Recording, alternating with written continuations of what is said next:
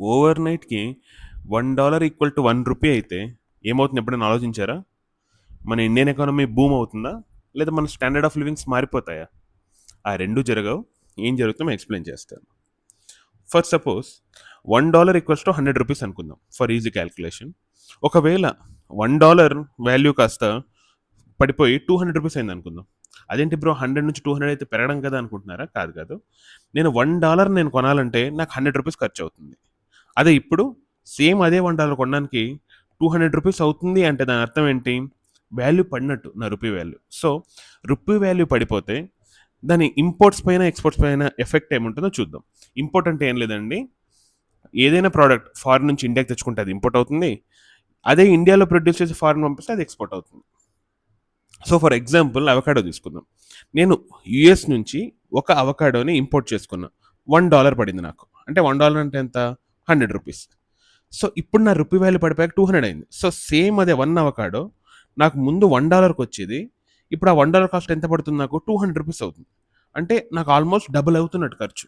So ఎప్పుడైనా కానీ dollar value పెరిగి అదే మన రూపీ వాల్యూ పడిపోతే ఇంపోర్ట్స్ పైన నెగిటివ్ ఎఫెక్ట్ ఉంటుంది. మరి ఎక్స్పోర్ట్స్ పైన మన మ్యాంగో ఎగ్జాంపుల్ తీసుకుందాం.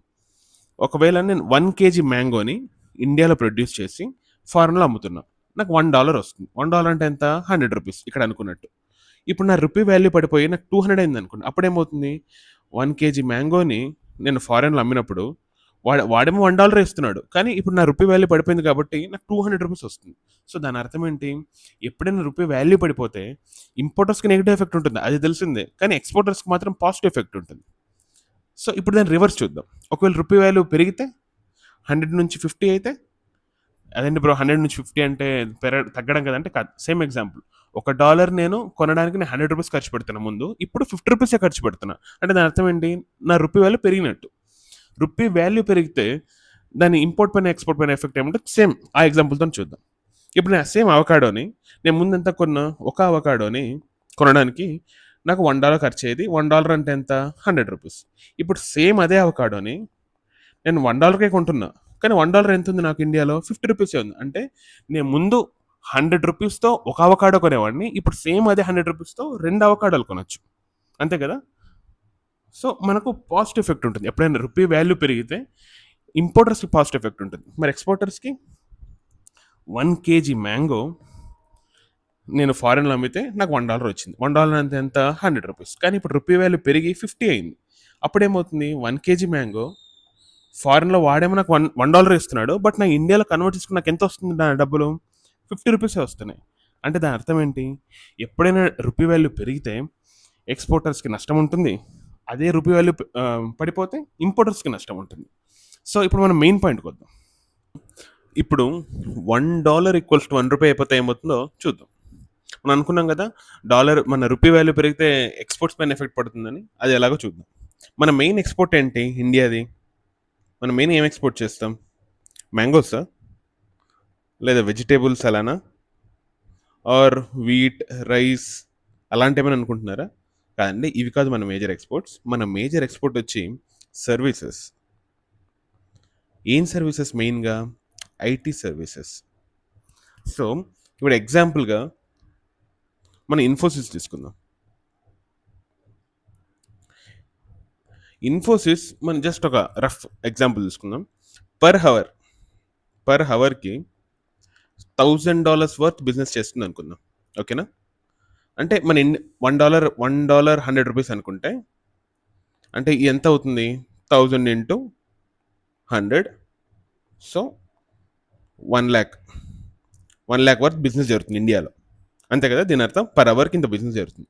ఒకవేళ $1 ₹1 అయిపోయింది అనుకోండి, అప్పుడు ఎంత అవుతుంది? $1,000 బిజినెస్ అంటే ₹1,000 వస్తుంది మనకు. సో ఇదే ఓవర్ నైట్ జరిగితే ఇది కూడా జరుగుతుంది. ఇది జరిగితే అప్పుడు ఎకనామీ బూమ్ అవ్వడం పక్కన పెట్టండి, ఎకనామీ అల్లకల్లోలం అవుతుంది ఇండియా అంతా. అంటారు మొత్తం కెటాస్ట్రోఫ్ జరుగుతుంది మొత్తం ఇండియన్ ఎకానమీలో.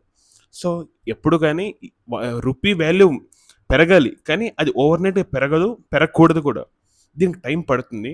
దీనివల్లే మనం ఇనిషియేటివ్ ఒకటి స్టార్ట్ చేసాం. మీరు ఎప్పుడు చూసినా మోదీ గారు ఒక విషయం ఎప్పుడు చెప్తూనే ఉంటారు, అదే Atmanirbhar Bharat. So rupee value ఫ్యూచర్లో ఎప్పుడైనా రూపీ వాల్యూ 100 అయినా 200 అయినా 500 అయినా ఇది ఇండియా పైన ఎఫెక్ట్ పడకూడదు అంటే ఏం చేయాలి? మన ఇంపోర్ట్స్ మనం తగ్గించుకోవాలి. ఇంపోర్ట్స్ తగ్గించుకోవాలంటే మన మెయిన్ ఇంపోర్ట్స్ ఏమనుకుంటున్నారు? ఫ్రూట్స్, వెజిటేబుల్స్, లగ్జరీ ఐటమ్స్ అవి కాదండి మన ఇంపోర్ట్స్ మెయిన్గా. మన ఇంపోర్ట్ ఏం చేసుకుంటాం? ఆయిల్ని ఇంపోర్ట్ చేసుకుంటాం, క్రూడ్ ఆయిల్ని. సో మన క్రూడ్ ఆయిల్ ఇంపోర్ట్ తగ్గించుకోవాలంటే మన ఇండియాలో రిజర్వ్సే లేవు. దాన్ని ఏం చేస్తాం అప్పుడు? ఆబ్వియస్గా మనం ఇంపోర్ట్ చేసుకోవాలి. కానీ తగ్గించుకోవడానికి మనం మెల్లిగా ఏం చేస్తున్నాం? ఇథనాల్ బ్లెండింగ్ స్టార్ట్ చేసాం. అందుకే మన ఆ ఇనిషియేటివ్ కిందనే మనం E20ని చూస్తున్నాం. E20 ఇంట్రడ్యూస్ చేసింది అందుకే. ఎందుకంటే మనం మన ఇంపోర్ట్స్ని మెల్లిగా తగ్గించుకోవడానికి ట్రై చేస్తున్నాం. ఇప్పుడు నేను E20ని సపోర్ట్ చేయట్లేదు, జస్ట్ మీకు ఎగ్జాంపుల్ ఇస్తున్నాను. సో అలా మనం గ్రాడ్యువల్గా మన ఇంపోర్ట్స్ని తగ్గించుకోవాలి. మన ఎక్స్పోర్ట్స్ని స్టేబిలైజ్ చేసుకుంటే ఫ్యూచర్లో రూపీ వాల్యూ పడినా తగ్గినా ఇండియన్ ఎకానమీ పైన ఎఫెక్ట్ ఉంటుంది. ఇదే మన ఫ్యూచర్ గోల్ కూడా. అందుకే ఆత్మనిర్భర్ భారత్ మనం 2047 అని చెప్తాం. ఎందుకంటే ఇది ఓవర్ నైట్లో జరగదు కాబట్టి, దీనికి ఒక టైం పడుతుంది ఆబ్వియస్గా. సో ఓవర్ నైట్లో ఎప్పుడైనా $1 ₹1 అయిపోయింది అనుకోండి, దీనివల్ల మన లాభం కాదు కదా, చాలా పెద్ద నష్టమే జరుగుతుంది. సో అలా ఎప్పటికీ అవ్వదు. మీకు అయితే ఏం జరుగుతుంది మీకు జస్ట్ ఎక్స్ప్లెయిన్ చేశాను అంతే. Thank you. జై హింద్.